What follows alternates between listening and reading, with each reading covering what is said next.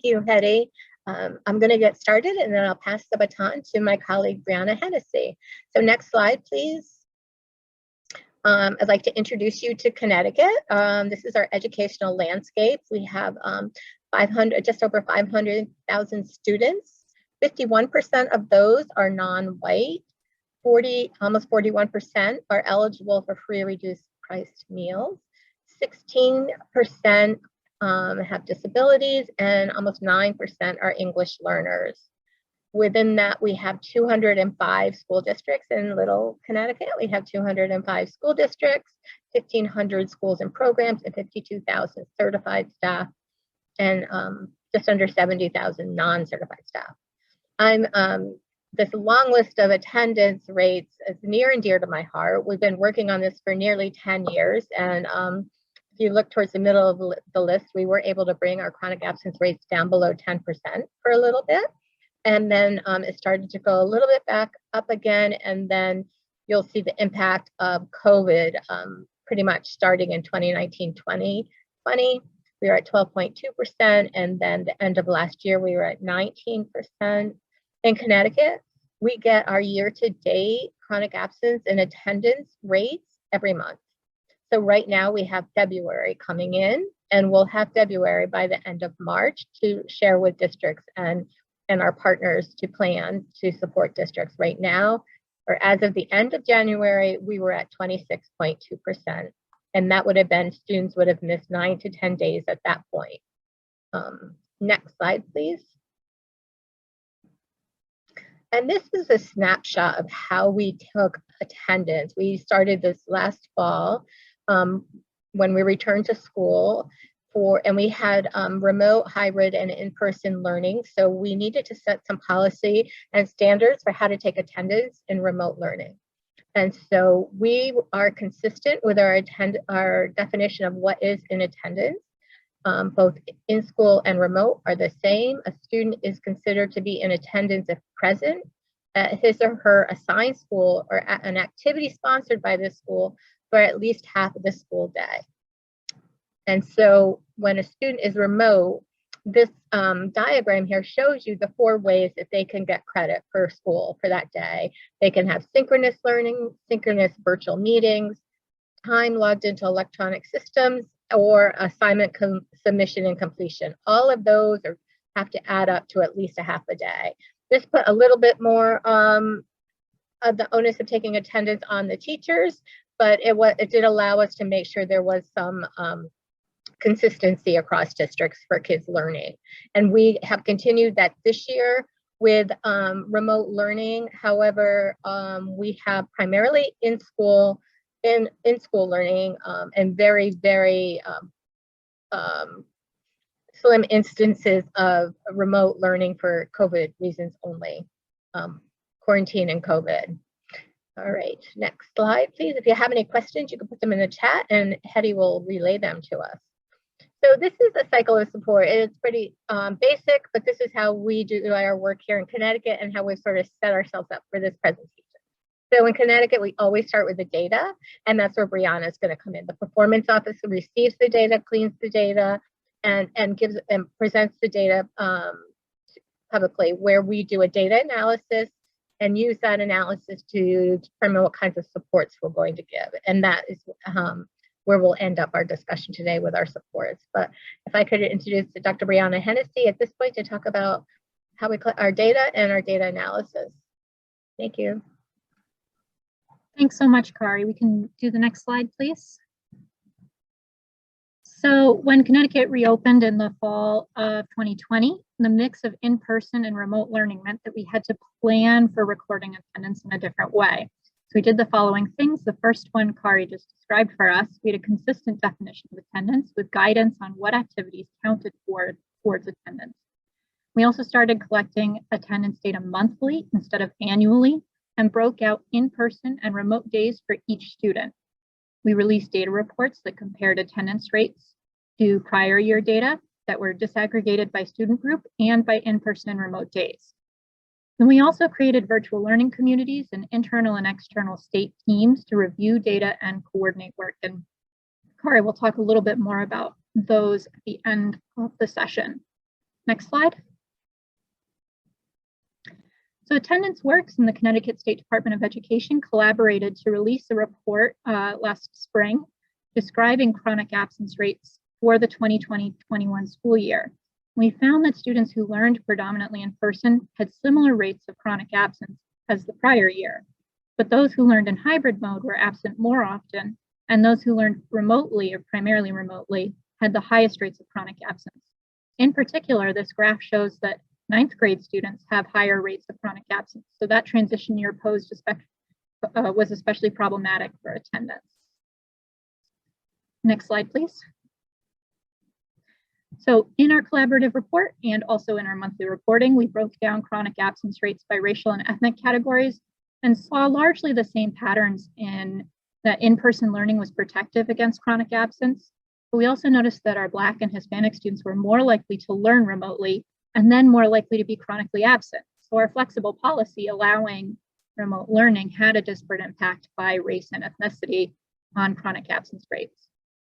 So those patterns of chronic absence influenced our policy this year to return to fully in-person learning with only a few exceptions. Next slide, please. This graphic shows the chronic absence rates for this year through January in orange. Those are on the far right, compared to the prior 2 years. So first, in the first cluster of bars, we have all students and students with high needs. Those are students who are English learners with disabilities or free or reduced price meal eligible. And then we have students without high needs, each of the individual high needs categories, and finally, students experiencing homelessness. So we continue to see worsening chronic absence rates across all the groups in this current year. The greatest increase from last year is for students without high needs. So while still lower than their counterparts, the chronic absence rates for those students has almost doubled. Next slide, please. When we compare chronic absence rates by grade level, we see the same pattern of absence as last year, where high school and kindergarten have the highest rates of chronic absence, although those gaps have actually grown. So high school and kindergartners have a larger increase in absences than their middle grades counterparts. Next slide, please. We also wanted to follow up with students this year who were chronically absent last year. So we broke out students by their learning model from last year. And since we have data, individual data for whether or not a student was in person or remote, we categorize students by the percent of remote days or in-person days. So a fully in-person student, that's the set of bars on the left, is a student who attended every day in person. Mostly remote is 75% or more days in person.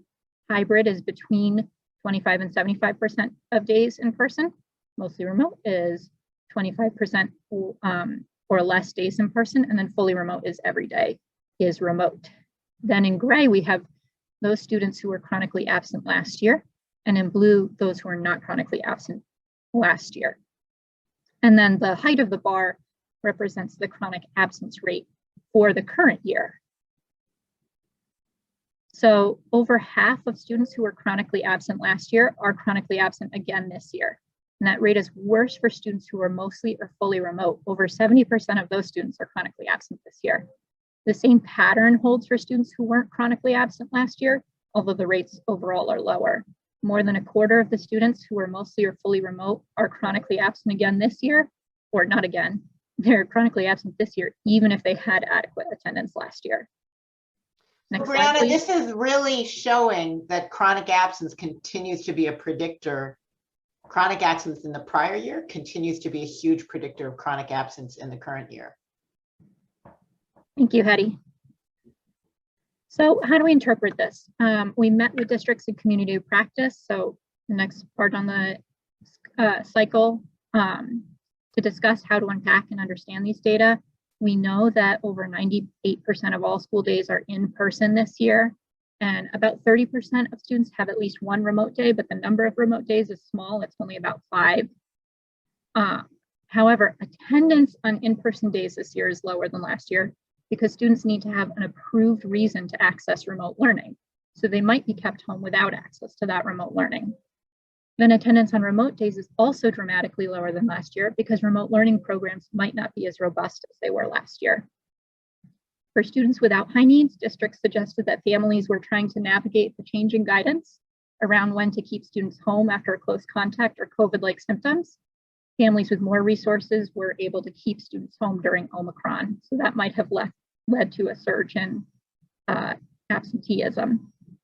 Current patterns of attendance by grade levels are similar to prior years, but with more increases at the high school and kindergarten levels. Omicron played havoc in December and January, but we are hopeful that attendance rates will stabilize in the coming months. And then finally, we are still in a pandemic. The biggest challenges are not necessarily technology, school closures, quarantines, but are those pertaining to student engagement, behavior, and mental health. So with that, I'm going to pass this back to Kari Sullivan, who will talk about next steps. Thank you, Brianna. Let's get rid of this box. Okay, so we are doing a lot around mental health and discipline and changing mindsets in classrooms and making schools more welcoming. And is very important to our commission, especially around social emotional learning. But what I'm going to talk about today are two of the areas that I focus on, which are, if you work on attendance in Connecticut, you most likely have heard of Talk Tuesdays. And we set up Talk Tuesdays right after the pandemic started so that the district, I call them attendance leads, in our highest need districts had someplace to go to sort of connect and find out what the heck is going on in other districts. And there was so much information coming out from the State Department of Education. There was a place for them to come and learn what's new and to share with each other. So we had set up Talk Tuesdays every other Tuesday. It's an hour. It's probably one of the best things we've done. And it's probably one of the easiest, least expensive. And so we have a Teams meeting and we let the participants help us decide what to present upon. A lot of times the districts will present a best practice. We've had things such as attendance 101 because people who are responsible for attendance turn over, and we need to keep re-educating folks about you need to have a student team and unpack your data. So we do a lot of that. A lot of confusion around truancy, improving attendance, and homelessness or students with disabilities. That directly comes from our data because those are our highest levels of chronic absence in our students with disabilities and our homeless, our Ls, especially if they're duly identified, and also free lunch. So those, we've been doing that now for about 2 years, just about 2 years. We've been doing Talk Tuesday. And then last year we started a community of practice, which is a little more formal, it's longer, it's a little more research-based, hands-on for districts. Hetty Chang and Attendance Works have helped us to design those and deliver those. And they're open to every district. I don't think I mentioned this, Talk Tuesday is a very targeted, we call them Alliance districts or highest need districts. And so we have those two sort of support learning communities. We also have two work groups and advisory teams. We have an internal team here at the State Department of Education.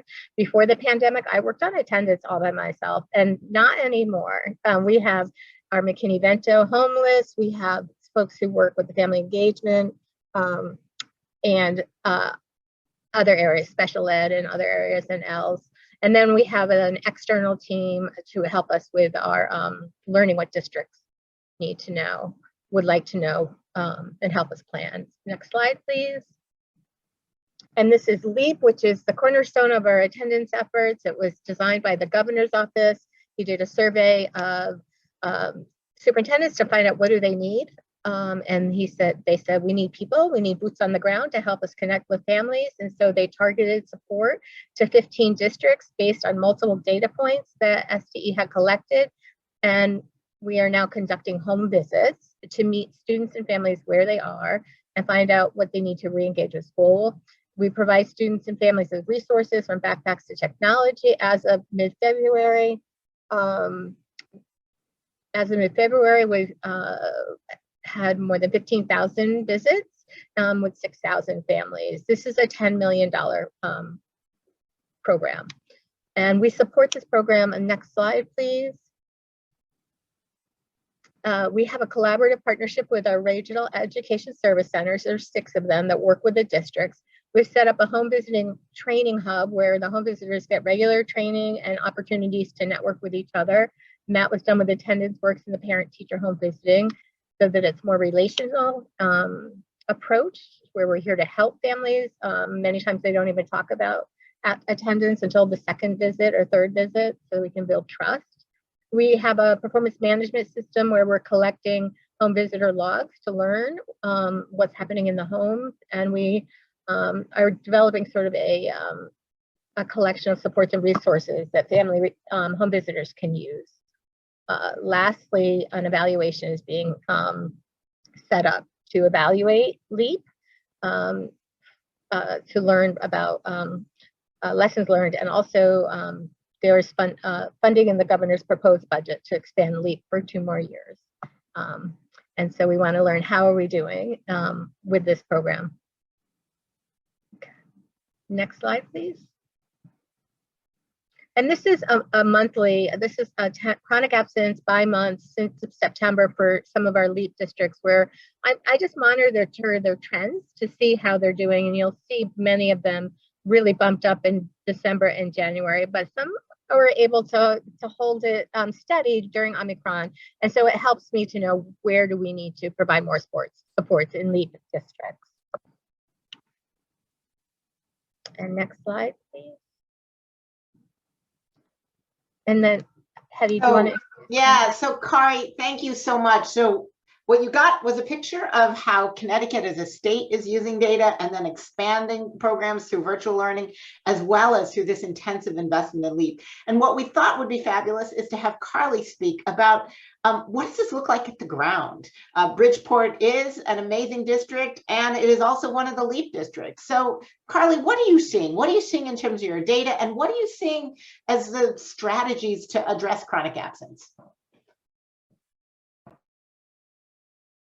Carly, please unmute, and that way we can hear. That would help. Thank you, Hetty. Okay, next slide, please. So I'll be talking, like Hetty said, what we've been seeing and what we've been doing to try to address chronic absenteeism. Really happy to be here to share all this information with you. So September through November, we did start to see a lot of our chronic absenteeism percentages trending down. However, December through January, we have seen a slight increase in our chronic absenteeism. 9th, 10th, and 12th grade being the highest percentages of chronically absent students. As Kari mentioned, our students who are free and reduced lunch and also identified as students who are receiving specialized instruction do have some of our lowest attendance rates. And then our high school EL population, another area that we have identified as needing extra supports in place for those students. And lastly, our students with disabilities. We've identified students with disabilities as having a 10% higher chronically absent percentage when compared with students without disabilities. Next slide, please. So these are the focus areas here in Bridgeport that we are really trying to strengthen in order to support student attendance and engagement. So I'll talk about a few of these today. Next slide, please. One of the strategies that we implemented this school year was a district-wide student success team. We knew right off the bat, with students coming back to full in-person learning, that there were a lot of social emotional needs and trauma that we would need to be addressing. And we knew that we needed our student support, our social workers and our counselors really doing that strong tier 1 work in the classrooms, the developmental lessons, being visible and available to all students in the buildings. So we developed a student success team, which is a team of social workers and school counselors, each assigned to a specific cohort of schools. And so their responsibilities are to attend the school-based MTSS and SRBI meetings in order to help case manage students identified as needing tier 2 and tier 3 interventions, as well as providing more ideas and strategies to that team to help implement additional interventions. And we also know that in Bridgeport, we don't lack community-based resources. What we identified as a gap is making those effective referrals and helping families get connected to those resources. So this student success team also like to refer to themselves as the connectors. They connect families to additional supports in our community. And they connect families to the LEAP home visiting program and help to build meaningful relationships with the families and students to really identify what barriers they're facing, what challenges they're facing, what unique experiences they've had, and then identify interventions to support them. Next slide, please. Student success, goal-oriented, our messaging to families being strength-based and goal-oriented and supportive and collaborative was a huge undertaking that our district knew was really important this school year. And so we had our first district-wide student success day.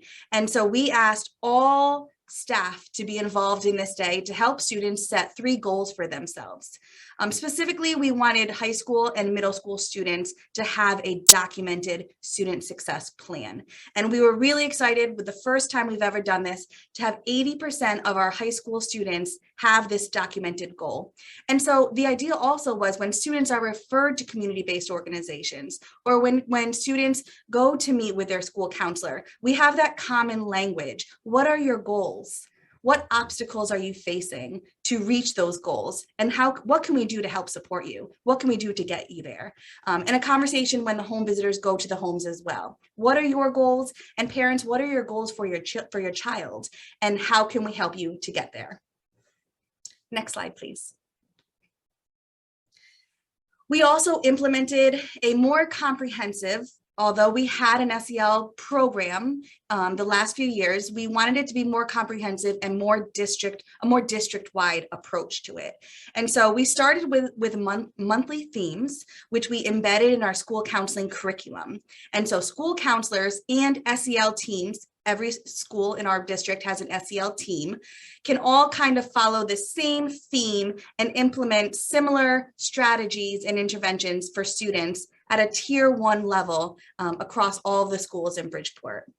And so in our messaging, in our morning messages, in our bulletin boards, in our monthly newsletters, in our developmental lessons in the classrooms, we have a more unified theme around social emotional learning. Next slide, please. So we talked about the multi-tiered system of support. In Bridgeport, we have developed 3 models of a multi-tiered system of support. You see 2 of them here. We have one specifically for attendance, one for social emotional learning, and then one for academic support. And we've plugged in all of the resources that we know we have available here in the district, as well as some best practices. So when one school identifies an intervention that they're using for a specific area, we can kind of combine our resources and give some good information to school-based MTSS and SRBI teams to help give them suggestions for interventions. And you know, the typical MTSS is the pyramid, and the reason for the diamond is because and the tier pluses, what we've also referred to them as upperventions. And the thought behind that was we wanted to find more enrichment opportunities and exciting opportunities in the schools and in our community so that we are really working to re-engage students but also really engage them in their learning and in their schools. And so our hope is by providing enrichment opportunities, internship opportunities, that we can kind of as a magnet pull students towards the other end and move them as far away from the tier 1 and tier 2 as we can. Next slide, please. So Kari talked about the LEAP program. We are fully invested in the LEAP program. We identified very early on that we didn't have the capacity within our staff to go and do the home visits because there were so many responsibilities already on the shoulders of teachers. We knew right away that they were overwhelmed, and rightfully so, with the cases in the classrooms and all of the PPE and the masks and everything in the classrooms. It was difficult for us to add an additional ask of them. So we began our LEAP program with our community-based organization, and they are the ones going out and making the home visits. But what we've recently realized is that we have gained such great momentum that we've tripled our home visitors with our own staff, because they are starting to see how building these meaningful relationships with families and going out to their homes has had a very positive impact on student attendance and engagement. So we're really excited to be a part of the LEAP home visiting program. And next slide. So we are also fully invested in an attendance campaign. And so this is just one of the ways that we are really out there in our community, telling students that we want them to be in school. We're showcasing different schools weekly. And so the students are really excited to see themselves up on we have a major highway that goes through our city, and the students are really excited, and their families, to see their children up on the billboard. Next slide. And so community partners. So we also realized very quickly that we needed help in this work, because it was going to be a huge undertaking to get so many of these students and families re-engaged in our schools. So we have increased our community partners tremendously. We have RISAP, who has been doing our home visit, which started our home visiting program. We have a Bridgeport Caribe Youth Leaders.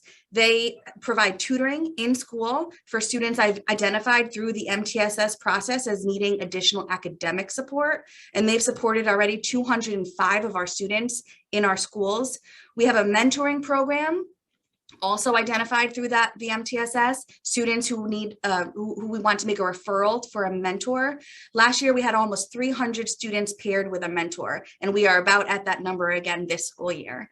And then this office, the Office of Student Support, we organize quarterly resource events. So we collect lots of resources that we can provide and resources from within our community. We invite community partners.